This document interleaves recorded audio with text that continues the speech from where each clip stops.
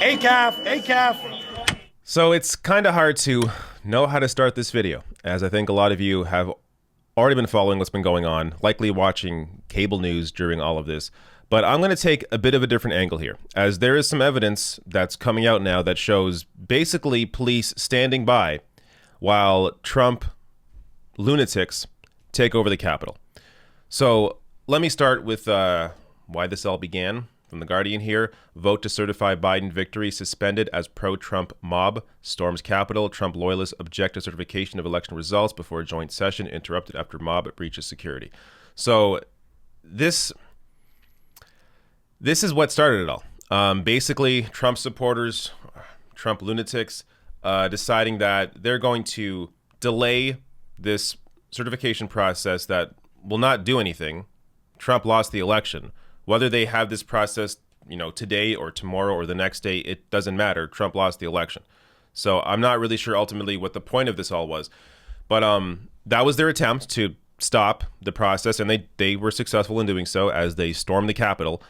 But before I get to any of the images and videos and evidence, let me first play what Trump put out. This is hours later, like 4 or 5 hours while this was all going on. Finally, he put out this video. And even still, he does not really attempt to clarify reality and truly try to get his supporters to stop doing this. But let me play at least a piece of this video for you. I know your pain. I know you're hurt. We had an election that was stolen from us. It was a landslide election, and everyone knows it, especially the other side. But you have to go home now. We have to have peace.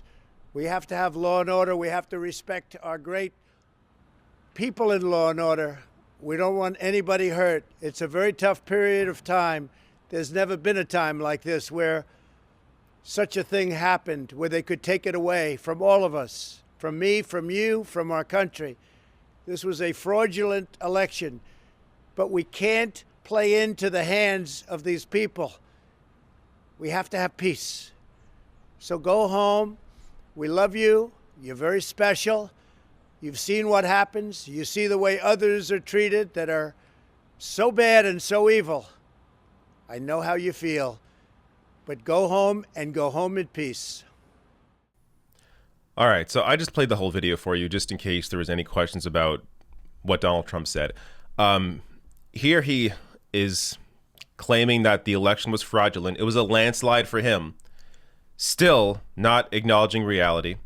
Not that, honestly, I'm not sure if he could have really said anything to get these people to stop. These are lunatics, after all, that would support him regardless of what he's saying, that would think that even if Trump acknowledged the reality that Joe Biden won and he lost, that they would think he's just saying that because he has to, and the media, wants to see that, and not because he actually believes that. So I'm not even sure if he could have actually said anything to stop them. But regardless, you see here, he's still enabling this, still saying, yeah, I won the election in a landslide. And coddling his emotionally fragile supporters with, "We love you, you're very special." Yeah. So I think that speaks for itself. Now let's get to what I actually want to discuss. Some of the images and evidence here. So this, maybe I'll just play this in the background as I'm talking. This is just, I guess, how it started. With the crowds here, and they begin to climb the walls. I'm sorry. A lot of this is just so comical to me. What are these people doing? Like, Trump lost the election. What is this supposed to do? It's really disturbing how many disturbed people there are that are willing to go down there and do this. But that's how it started.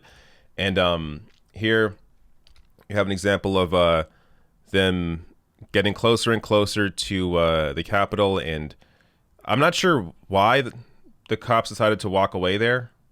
Like, I don't understand. They were standing back and then just decided to walk away, and then, of course, the mob followed them. So, again, imagine this was Black Lives Matter. What do you think would be happening right now? The most you're going to see is pepper spray. But there's no tear gas. There's no pepper bullets. There's no sound gun. There's no water cannons. It's just handheld pepper spray and doesn't really do much.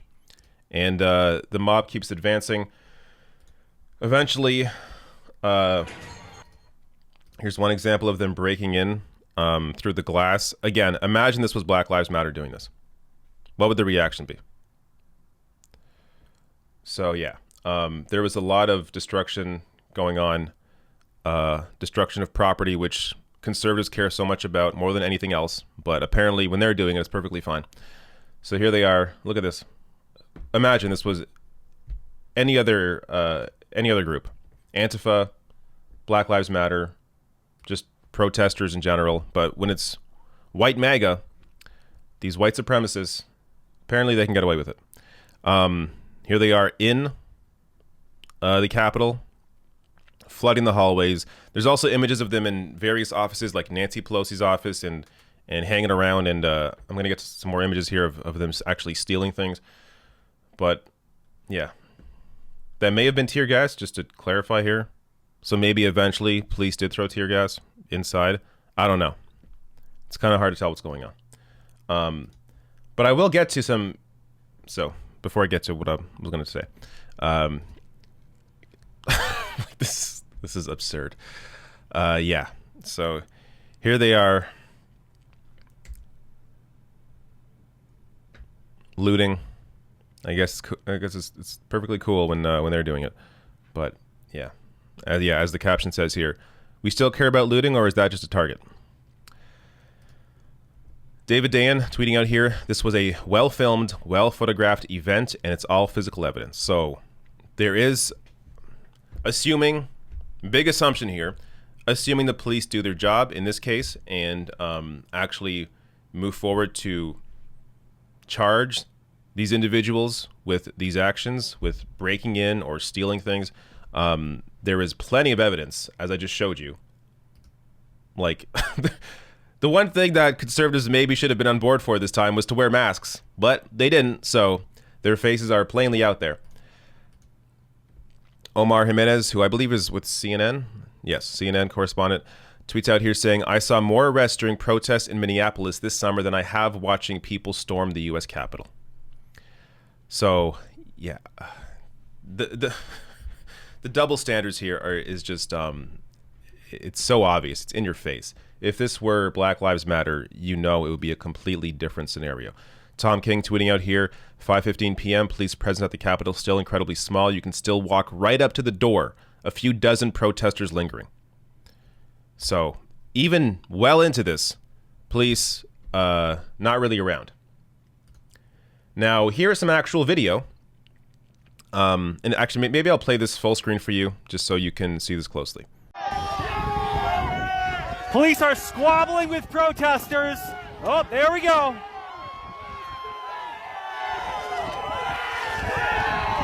And they just breached the Capitol again. So did you catch that?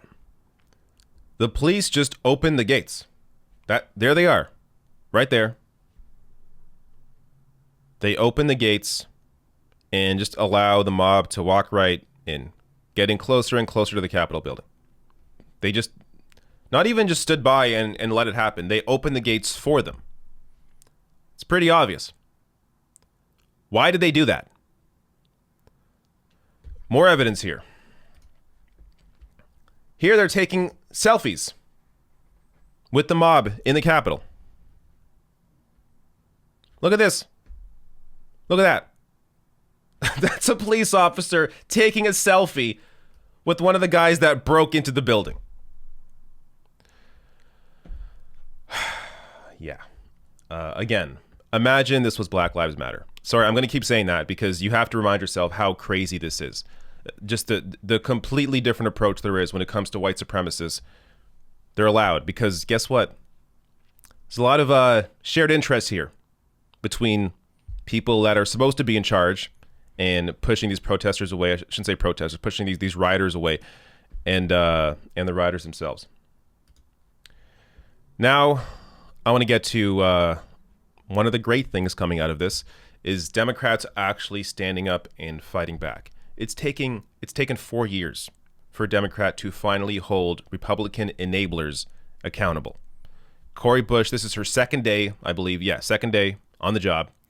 Tweeting out here, I believe the Republican members of Congress who have incited this domestic terror attack through their attempts to overturn the election must face consequences. They have broken their sacred oath of office. I will be introducing a resolution calling for their expulsion.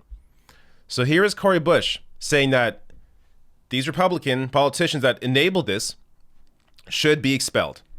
She, of course, is exactly right. And there's a number of them. I mean, Josh Hawley, Ted Cruz, people that were claiming to try and, interrupt the process or not support the certification process.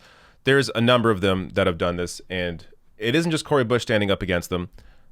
She has some backup. Mondaire Jones, also a new congressperson, saying, I'll co-sponsor this. Several of my colleagues have violated their oath of office and must be expelled for today's ongoing violence and insurrection.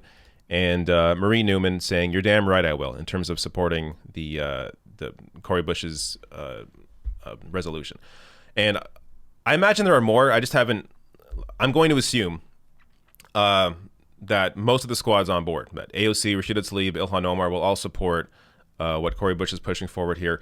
Now, a lot of the Democrats that have been in Congress for a while, people like, Josh Hawley, Ted Cruz, they're friends. So I don't really expect a lot of Democrats, or I should say, I don't expect the more corporate centrist Democrats to hop on board with this, but obviously they should. This is why it has gotten to this point. This is why crap like this was able to happen.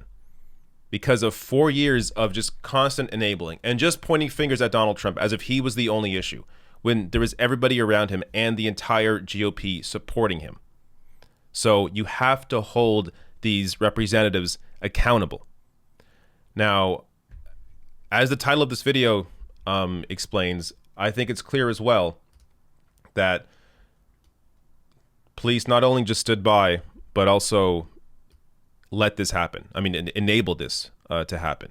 And to be fair, look, as I said, there's possibly some tear gas thrown by an officer in the Capitol building. There were definitely, pepper spraying going on. So some were trying to do their job. This isn't the entire force there. But to see to see them taking selfies, this speaks volumes. So yeah, this is the side of the story that the media, CNN, MSNBC, ABC, NBC, this is the side that likely they're not going to tell unless more of this comes out and it becomes viral. Actually, it already is. I mean, millions have seen this video. But this is the kind of story where even if they will cover this, they'll say, "Oh, just it's a couple of them. Just we have a couple examples here of maybe some bad cops, but who knows who they are, and we can't." Even though the badge number is right there, and someone's actually pointed it out what his badge number is, but they're going to pretend like this is an isolated people. If they cover it at all, my expectation is they're not going to cover this aspect of this thing at all. They're just going to say, "Oh, the police were overrun." That's what they've been saying all day. The police were overrun. Wasn't their fault. But clearly, when you see images like this, there's plenty of blame here to go around.